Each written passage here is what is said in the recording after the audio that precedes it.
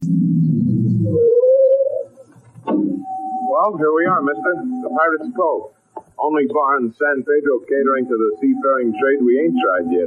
You're sure of that, huh? Mister, I've been driving this hack in this burg since the self-starter. Sure, I'm sure. All right, wait for me. I'll only be a minute. Gladly. This kind of working for a living I like.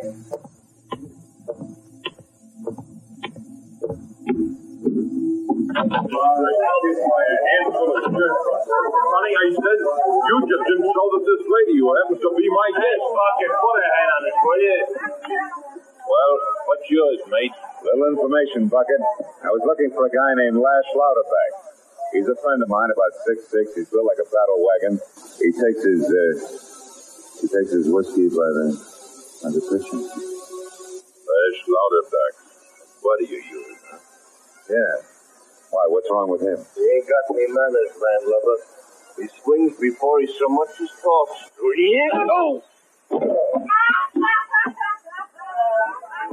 You see, buddy, Lash Louderback tore this joint apart less than 2 hours ago. It took 5 of us to get him out of here, so when you catch up to him, tell him to come on back. Tell him the drinks are on the house. Like this. You got that message straight, sweetheart? Sure he is, Casey. You look like a bright boy with a good memory. Right, buddy? Right, Bucket. I've got a great memory. It was high time for me to get together with my client. A woman I'd never met named Daphne McGregor, who hired me by long-distance call to L.A. 5 hours earlier to find a giant economy-sized devil-may-care, hard-drinking sailor. One Lash Louderback, who for some reason had to be aboard a ship she was sailing on at 4 in the a.m. When I announced myself at the hotel desk at the San Pedro Biltmore, and after a check call was told to go to room 113, the old roue-type night clerk who pointed the way arched one eyebrow until it nudged his toupee back. I saw why when I was at the door of 113. Come right in, Marlowe. Daphne McGregor was long, fluffy black hair, gently framing a face that was the color and texture of melted caramel. Glinting sea-green eyes and full lips that were tinged subtle coral red. They turned up at the corners and something a little more than a provocative smile. Come back into the patio, Marlowe. We're just feeding the cat. Just feeding the...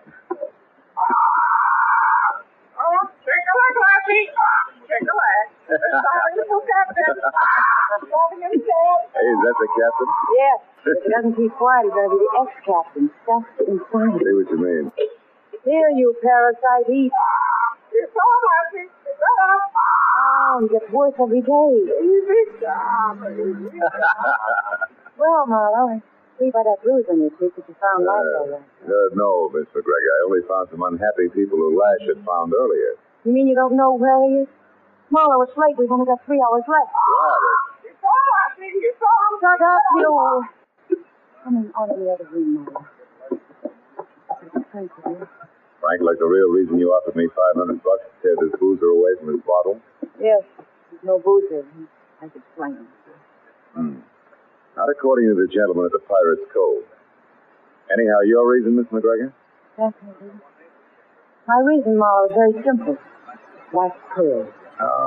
Missing necklace worth thousands, maybe, huh? No, a missing bed worth millions. You mean on a half shell? The real thing? Real and rare. What do you think, Marlowe? Johnny Walker's sister? Yeah, it's fine. Can I help you? Certainly. Okay. Go on, thanks. Well, Marlowe, listen hard. There isn't time to go over this twice. Happy days. You too. Marlowe, my father was the best navigator in the Pacific. He was drowned last year in the storm at sea. He left me 2 things. The captain there and a map to a fortune. A bed of black pearls located in Parrot Island. My father named the pearl find the Parrot's bed. That's Part A. Part B is Lash Louderback. Louderback and Teddy Peterson. Lash, the man you've got to find, is a crackerjack American sailor who lost his first mate's papers to jumping ship and going. And Peterson also a wild man from? No, anything but. Peterson, Marlowe, is half the size and weight of Lash, but twice as smart. He has a bad leg, cocaine. I met them shortly after the war in Honolulu. They had $30,000. I had the map. We teamed up. Came back here, bought all the divers gear, and Arrange for passage on the island later. Ship that leaves tonight. It'll be 6 months, Marlowe, at least, before I can find another scow. If we miss this, I don't want to wait. Yeah, but tell me, if Lash can't be found, why don't you and Peterson sail without him? Good question. But the answer is that Rupert Semberling, a British-born Malayan-raised louse who's right here in San Pedro now and who knows all about my plans. And because of Semberling, we tried twice to buy the map and 3 times to steal it. I hid it in the lining of Lash's coat. A fact which Lash does not know. And Peterson does? Yes. I sent word an hour ago via a bellhop in writing across to Ted's rooming house. It's 118 North 3rd Street. By the way, no problem. 118 North 3rd, huh? Lash stays there with him? No. We figured it would be harder on Rupert Semberling if he lived in different places and he had to guess who had the map. Lash is at the YMCA, but don't waste your time. We haven't seen him since he checked in. Now, Marlowe, you know it all. Yeah, all except where I might find Lash. That brawl at the Pirate's Cove doesn't seem to tie in to Rupert Semberling. No, but Rupert or one of his little dagger men was no doubt following Lash. It's our only chance. You can find Semberling at his importer's office. It's a hole in the wall near the docks. 21 Harbor Road. 500, I promise. Thanks. There'll be another 500 if you bring Lash back before 4 a.m. Anything else? One item, Daphne. Is there a chance that either Ted Peterson or Lash could cross you up for the map? No, right. I can get to the island itself without the map. Sooner or later, I'll find him. So you see, they'd have to kill me as well as you. $1 million in black Well, I'm on my way. Goodbye, Daphne. I'll do my best. Oh, Marlowe. Huh? Marlowe, one last point. Parrot Island isn't really the name of the island. No. Just in case you were thinking of black pearls and Marlowe. Yes. Bye-bye, Daphne. 21 Harbor Drive belonged near the docks, all right. It was Shanghai, not San Pedro. It was a small, dimly lit, twisted frame building, weather-warped, dirty, and sandwiched tight by a couple of flanking stone factories like a meek 120-pound commuter caught in between 2 fat ladies in the rush hour. And the man who answered my knock and admitted that he was Rupert Semberling in a pleasant voice was maybe 50. Looked like an underfed toad. Can I be of some assistance, sir? Yeah, I hope so. My name is Marlowe, Mr. Semberling. I'm an investigator for the San Pedro Port Authority. Yes. Yeah, we're looking for a sailor in trouble named Lash Louderback. Do you know him? Why, yes, I do. Oh? Haven't seen him for months, though. Not since Honolulu, I believe.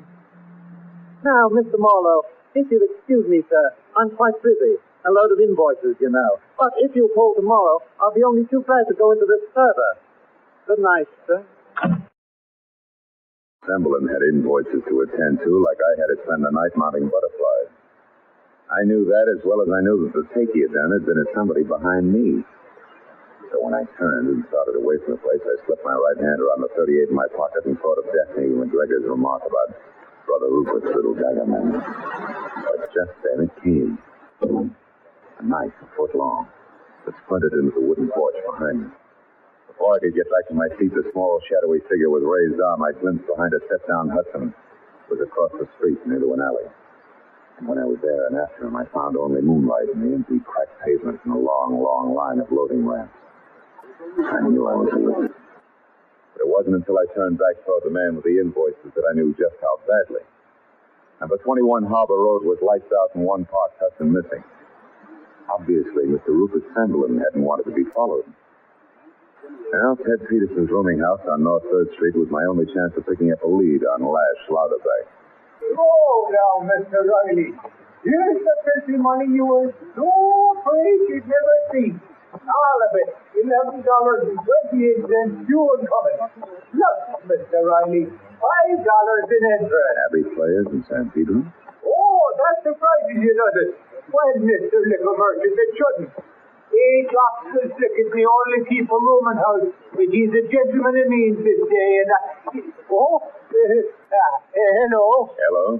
Just practice enough of it. I guess the screen doors is only good for keeping the flies out. Or in. Mr. Flickett, I'd like to see Ted Peterson. Peterson, is it? Yeah. Do you have a message like that bellhop? Something I'd like to see Mr. Peterson. Oh, very well now. I'll call him. Mr. Peterson. Mr. Peterson. The great PA system. Coming up. Now, more talk about it. Oh, sorry. No, your company. He doesn't. I'm here to see you, Ted. My name is Marlowe. I'm a private detective working for Daphne, and, thanks, Mr. Flickett. He's here now. Yes, of course he is. There's no need for me any longer now, is there? Good night, gentlemen. Good night. Now, look, Ted, in a tight bundle, it's this. Lash is still missing, was last seen at a joint called the Pirate's Cove, where he was in a brawl. You, of course, know he has a map on him. Yeah. Now, have you run into him at all in the last 2 hours? No, Marl. I've been right here. Oh?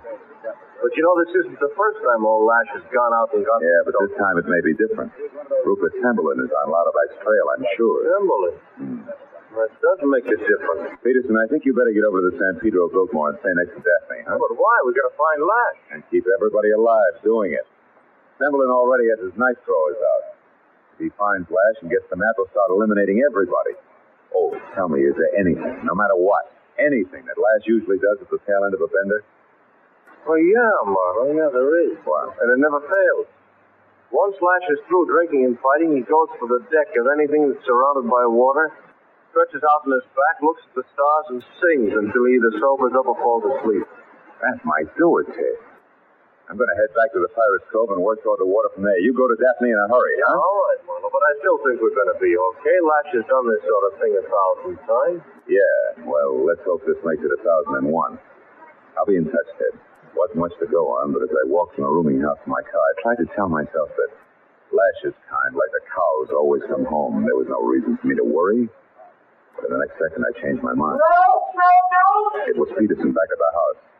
When I got there, he was hugging the floor and trembling like he had every right to, but he hadn't been scratched.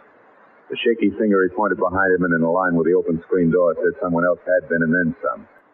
H. Oxwell Flickett was crumpled in a corner, dead. A long, mean knife deep in his back. Marlowe, it was one of Timberland's men, I'm sure. It was after me. Marlowe, what can we do? Well, not much more than we were going to. Only first, Ted, you call the police, give them my name, and say I'll explain later. And get to Daphne fast. Well, you look for Lash. Yeah, Lash. A guy someplace under a wide and starry sky. Should be a cinch. Ed Peterson was still staring at the knife between the landlord's shoulders as I went down the stairs and out on the clammy waterfront street again. It was 2 o'clock. That left me with less than a couple of hours to find Lash Lauterbach, the giant from Borneo. He was full to his ears with rum and probably flat on his back, singing to the stars somewhere in the jackstraw jumble of greasy pilings, tottering tacked together buildings and bobbing masts that was San Pedro Harbor. I decided to push my luck and head for the Pirate's Cove bar again, since that remained as his last known contact with civilization. I parked on a side street away from the place and walked to the corner. Bucket, the owner, was just closing up. I watched as the last of his steamy clientele staggered off down the street, and then, while he fought with the stubborn lock on the door, I moved up behind him. Some of these days... Hey, Bucket. The joint's closed. Don't you jerks ever get tired? Shove off. Go on. Beat it. Keep your shirt on. We've got a conversation to finish. I'm still looking for Lash Lauterbach. Oh, sure. Now I remember. You was in earlier, wasn't you, Bo? Yeah, that's right. Yeah. Me and my memories. I guess you didn't learn much. I learned just this much. This time, let's have a straight pitch. Stand up, Heavy. Stand up and listen to what I want out of you. It's very simple. I'll make it hard on us. How drunk was Lash when you finally got him out the door? Come on, talk it up. Oh, that guy don't get drunk. He just gets thick-skulled. Yeah? But he put away enough to stagger an elephant. You watched him when he left. Where was he headed? Down the street. That way? What's of interest down there? Nothing. A few empty warehouses, a beat-up salvage yard, and a backwash. That's all. Thanks. Now, wasn't that easy? The street narrowed to a dark, silent alley that tunneled for 4 blocks between hulking warehouses. Finally opened on a sagging, rusty graveyard for old ships and ended abruptly at the brink of a stagnant backwash mark. Dead end. So I stopped and turned around, and that's when my headlights picked up a woman. She'd been leaning against the piling at the water's edge. She looked into my headlights for a minute, then flipped the cigarette away and sauntered toward the car. This ain't private property, honey. I got a right to be here. Who says different? You cops. Always. Every time. Oh, wait a minute, sister. I'm no cop. Uh-huh. So I'm taking the night off anyway. You picked a swell spot for us. Been here long? Why? Maybe I like all these old dead faces. Maybe I get a friendly feeling from them. Yeah, that could be. Also, maybe you saw an oversized sailor with a full head of steam boil out this way, huh? No, afraid not, honey. What did you hear him then? If his singing voice compared to the rest of them, you couldn't have missed. Look, baby, it's worth $10. Keep it. I heard somebody singing from out there on the Hulk someplace. Hoopless. Gave me the blues. I was glad when it stopped. How long ago was it? Oh, quite a while. Sure to be gone by now, honey. How about this after the lunch? No, I'm sorry, but I'm going out and have a look at the sailor. Thanks for the information. Okay, so I'll walk. Ain't the first time. I got a flashlight from my glove compartment and started out over the massive rotten but still floating boat. Finally, I found a catwalk of greasy planks that wormed its way through the deserted jumble of twisted steel, apparently to the farthest point, which was where I wanted to go. I was halfway out when I got an uncomfortable hunch that I was being watched. I stopped and listened. There was no sound except the slow grinding of metal as the black water below surged softly. So I went on. The last ship was a squat, ugly barge. Beyond it was the open harbor. I played my light over the deck to a hatch and saw that the cover had made new scratches in the rust. I got it open and stabbed my light down inside. 8 feet below, at the foot of an iron ladder, was the body of a big man, face down. On the back of his coat, dead center, was a large red stain where a knife had been. I had 1 foot on the ladder when that hunch came again. This time, with plenty to back it up. I shot my light along the catwalk and for an instant caught a glistening yellow face. It was Rupert Semberlin. He ducked and ran. His head start got him almost ashore, but after blocking both shins and turning an ankle, I got close enough to grab him by the shoulder and spin him around. Keep back. Don't kid you. Tonight, Slimy, you've done all you're going to do. Yeah. You're breaking it. Good. I thought knives were your specialty. A regular little lot. Oh, come on, drop it. Drop it. Yeah. Oh, let me go. Please. What's through? You don't know how through you are. Won't exactly get questions answered, Semberlin, but it'll save a lot of time in the long run. Believe me. I tied Semberlin's wrist to a 1.5 ton of rusty anchor chain with a long piece of wire, which I figured would hold him just in case he woke up before I got back. After that, I found an outside phone near the salvage yard office shack and called my client, Ted Peterson. They made it where I was waiting in less than 10 minutes. I brought him up to date, then with Daphne behind me and Peterson doing his best to bring up the rear with his cane slipping on the greasy planks. I led them on out along the catwalk toward the barge at the end. I hadn't told them yet that I'd found Lash dead. But I didn't need to. Daphne sensed what was coming. You're good, Marlowe. Even better than I expected. How'd you ever find this place? Breaks, Daphne. It's exactly the kind of place Lash would have ended up in. He was really a derelict, too. Like all these little saltwater towns. He is dead, isn't he? Yeah, he's dead. Nice the way it looks. I'm going to miss him. He had the kind of rowdy power it takes to keep a native diving crew in line. Yeah? I'll find somebody else. Ted, I'm worried about it. We tough on him. Coming, Ted. I'm okay. I'll make it. You two go on. Yeah, this is it, Daphne, the barge. Where is he, Molly? That hatch is open. Yeah, I opened it. And that's where Lash is, down inside? That's right. Whoever put the knife in him. Hey, Daphne, wait a minute. The map, Marlowe. I've got to get the map. Oh, why's she going down there? Where's Lash? Where is he? What's happened to him? He's dead. Lash? Somebody stabbed him. Dead? Who did it? Semberlin? I don't know.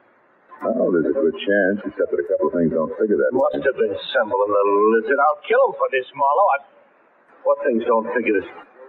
Lash was stabbed, you said, just like Flickett. Yeah. I've been thinking about that. Also about the fact that Semberlin followed me out here and ran when I spotted him. That's out of character for a guy who... What is it, Marlowe? See over there with my light in?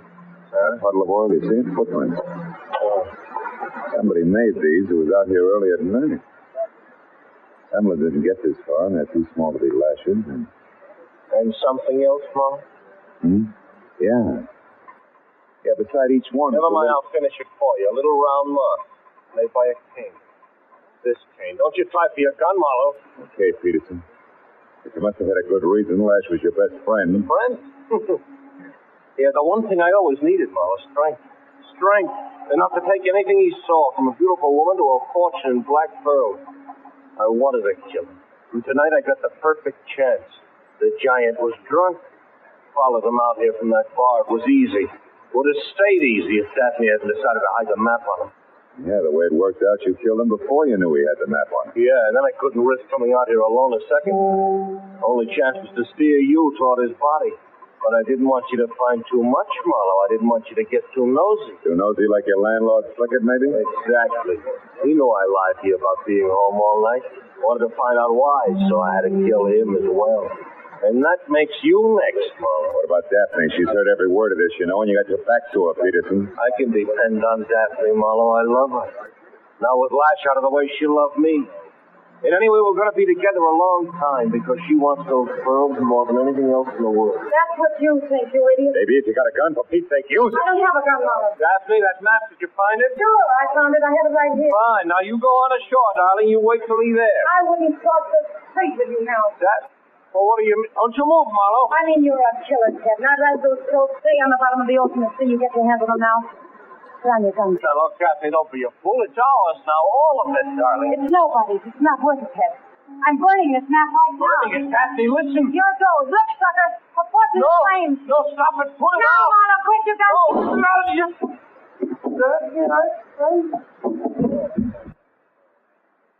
I'm sorry, baby, but thanks. An awful lot. Okay, now. Honest. Maybe it's even better this way.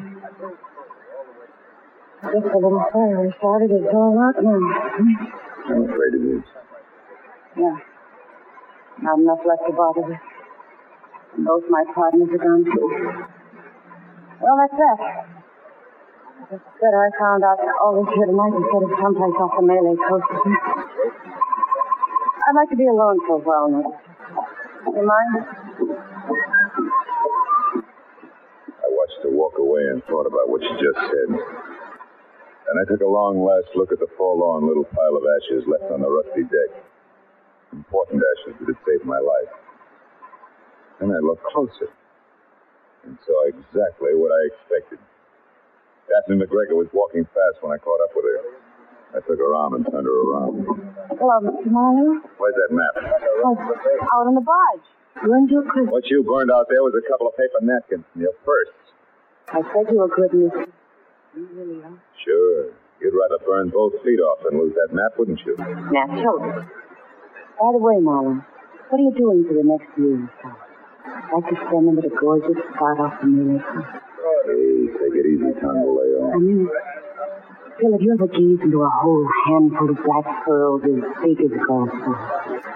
Take your breath away. And the pressure. Would you also make tiffin for me? No, I think I would. But there is one thing, Daphne.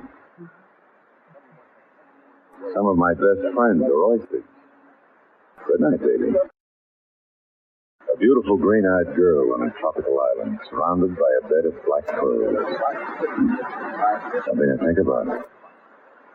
Well, when 4 o'clock came and Daphne's ship sailed out of the harbor with her and a map and a parrot all safely aboard, Marlowe, the jerk, was standing on the pier waving goodbye.